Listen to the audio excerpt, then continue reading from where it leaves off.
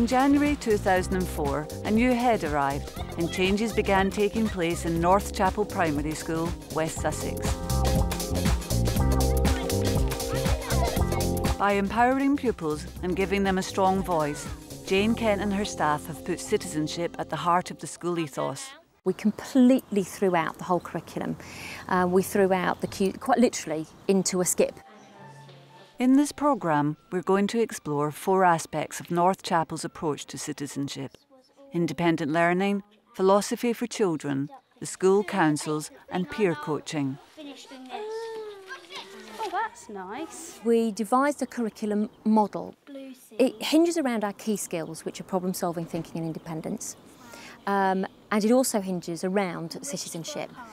You have to have the key skills of problem solving and independence and thinking to be able to access the skills and knowledge.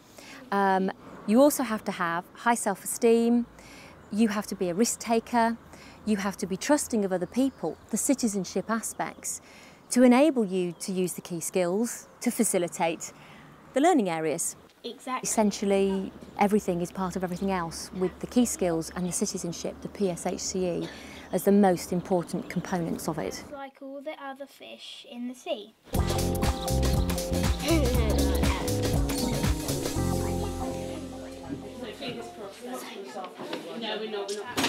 From the start of every day, children are put in charge of their own learning. After signing themselves in on the register, a small whiteboard, every day starts with independent learning. Cooking for you to do in a moment. And we also introduced the independent learning time, and that's the first 45, 50 minutes of the morning. The children are allowed to choose their own activities.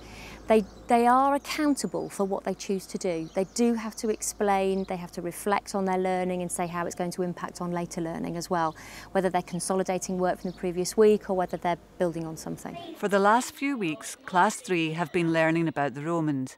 In independent learning time, a group of girls have been exploring Roman cooking through role play. The Roman role play area over there, that was set up by the children, so they looked at pictures, they looked in books to find out what a Roman kitchen would have looked like. And then they're doing some Roman cookery over there, and they're totally independent. They're learning because they want to learn and because it's relevant to where they're at the moment. Learning about the Romans, and we're learning about what the food they make. What we've learned today is how to make rabbit stew. Yeah, but I was thinking more of the baby. While independent learning is led by the children, guidance from staff ensures the demands of the national curriculum are met. We're very careful about how we plan for the independent learning. So there are a whole host of activities set out for the children in reception and year 1, and they are allowed to get any resources that they want and pursue whatever learning that they want. But there is always at least one adult-led activity. The learning objectives already planned for, which have been planned for in collaboration with the children. By the time we move to Class 3, all 5 of the activities are carefully chosen by the teacher. But they're cleverly set out, so when the children arrive in the morning, it looks like there's nothing in the classroom. We're making Roman cooking, and we're making holes in, and then we're putting all the marzipan in, because we get to do all our own activities. Taking ownership of your own learning gives it a vital purpose, and whether you are 4 or whether you are 84, having a purpose for learning is what enables you to learn. And so if learning is purposeful and you have ownership of it, as an individual, you become more able, more intelligent, whatever you want to call it, you become a more capable person in society. A key element of citizenship at North Chapel is philosophy, giving children space to develop their thinking skills. When we've had a question, someone has to give reasoning for why they've asked a question. So say if someone said, why is there a picture of a gorilla on his car? You'd have to show where it is and why you've asked that. And we've got to think of the questions that are good questions for us to answer, so not like, was it from a funeral, and kind of said yes. And so we've got to give real reasons. So was it from a funeral? And then Connor said, yes, I think it was from a funeral because, and then his reason. We introduced philosophy for children again as from last September, and each class tries to do at least 2 philosophical inquiries a half term, from reception through to Y5. We're going to be using as our stimulus today a piece of music, so I'm going to ask Miss Critchlow to play our piece of music, and I want you to listen to it. You might want to close your eyes and be thinking at the moment in your heads of questions that this piece of music makes you think about. You start with a stimulus. It could be a piece of music, a book, a piece of text, picture, absolutely anything. Present it to the children, give them the opportunity to think about it, look at it, talk to each other about it, and then they come up with a list of questions that they want to ask. Once they've chosen a question to discuss and philosophise about, away goes the discussion. Start with you, Jade. What's your question? Were they praying to God? Were they praying to God? I think that's a nice question.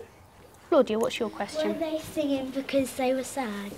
Okay, so were they praying to God? The adult is there very much as a facilitator, just to move the discussion, not to impinge on it, not to choose questions, but to take the children along the philosophical debate. Question. Questions that you've asked children are, were they praying to God? Were they singing because they were sad? Were they singing because someone was born? Was it a christening? Philosophy for children, and philosophy in itself, has very close links with citizenship, because you have to reason. So a very important part of the philosophical debate is to say, I agree with Jack because, and then you put your opinion. Can we have a little think now, and let's highlight the questions that we think are good philosophical questions, questions that you think will be good to talk about rather than it just being a one-word answer. So can anybody spot a nice philosophical question on the board? Were they praying to God? Were they praying to God? And can you explain why you think that's a good philosophical question? What children learn to do, eventually, we hope, and what we as adults learn to do, is to be objective about the argument that's going on or the debate that's going on. And so therefore you can still treat a person with respect, you can still trust them, you can still be friends with them, even if you disagree with their opinion, because it's their opinion that you're disagreeing with, not the person. And through all of that, of course, we believe that that's how we learn to treat people respectfully and with courtesy, and that we learn to tolerate different people's viewpoints and different people's opinions. Welcome to Class Council. There are 2 things on our agenda today. The school council was already here when I arrived, but nobody really understood how a school council ran, and it wasn't being used to its full potential. What if we did not have school council or class council? The other thing that I was particularly concerned about was the lack of pupil voice. The teachers had been choosing which children were on the school council. The children didn't know about the executive committees, and they didn't know how powerful their voice could be. They didn't understand how important their voice was, and that actually we can't run a school, we can't manage their learning unless they're fully involved in it themselves. Since changes began taking place at North Chapel, the school and class councils have been given the ability to make actual changes within the school, from choosing their reward system to designing their play equipment and reorganising their classrooms. Class 1 want to know what the toy swap's all about. Taking a toy which you don't play with much, and then you swap it with something you like for the weekend. We're thinking of doing it on Friday, so the people who swapped would have the toys for the weekend. Okay? Does that make sense, Sally? You happy now with what the toy swap's about? If you didn't have a very good voice with the school, you wouldn't be able to answer some of school council and class council's questions and give some of your reasons. You should always have your say, but you shouldn't have. You should always let other people have their say as well. Welcome to Class Council. There are 2 things on our agenda today. 1, feedback from school council. 2, what we're going to do with the class, improvement on the classroom. Okay, anyone got any ideas? We could change tables around because people get squashed in their usual tables. Patrick. I think we could decorate the cloakroom a bit because it looks like toilets, not really a cloakroom. Okay, dismissed. What are you drawing? I think it's orange. You drawing an orange? What do an orange?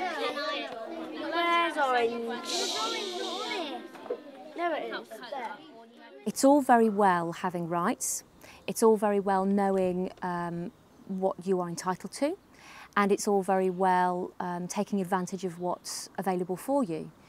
But with those rights come huge responsibilities, and an individual has to be prepared to give back to the community and to the society. Now here at North Chapel, one of the ways in which the children give back is that peer coaching. They have a great sense of family here. The Year 5s, the Year 4s feel very responsible for the reception in Year 1s. Every pupil in Year 4 and 5 takes responsibility for coaching pupils at the bottom of the school. Sam is teaching some younger children how to use paint software. I enjoy about actually doing peer coaching. I just like doing it. Every classroom person is a coach. I do get teach by them what they're saying, and I get they get teach by me what I'm saying. It is quite hard work for if somebody don't want to do it anymore. That's quite hard work. In every classroom, staff play an active role, taking notes about peer coaching while the children work. What did you think went well on there, on the sheet? The shading. I'm writing a whole variety of things, whether it's physical development and learning, whether it's PSHCE, if it's the coaching skills, whether it's understanding of what, in this case, the games that they'd actually chosen the children for. Billy had a phenomenal understanding of the piranha game, which is where you have to balance fish onto a hat, and then you can balance them onto their tails, and they all just slide off if you're not careful. But she had a very good understanding of the fact that that was to do with fine motor skills, the twisting of the wrist, the pinching of the fingers was all to do with handwriting, and that's particularly why she'd chosen that game for that particular boy, one of our reception children. And although if we don't note those things down and we don't put them in their profile folders, those moments are lost forever, and it builds a very, very good profile of each child. Citizenship and peer skills are actually they're a natural body together. The things they do in peer coaching, they don't really think of citizenship, it's just a natural progression between the two. I just can't imagine having a curriculum running in a school that doesn't involve the children's opinions, and making children responsible for their own actions by giving them space. You have to give children space to make mistakes, you have to give them the space and the opportunity to make inappropriate decisions. Unless children are involved in that, they don't fail. And if you don't ever fail, you don't build a resilience, you don't build a strength, you don't become a risk taker. And all those things are vital in the learning process. And so, to me, citizenship is not a matter of choice, it's not a discrete subject area, it's part and parcel of growing up.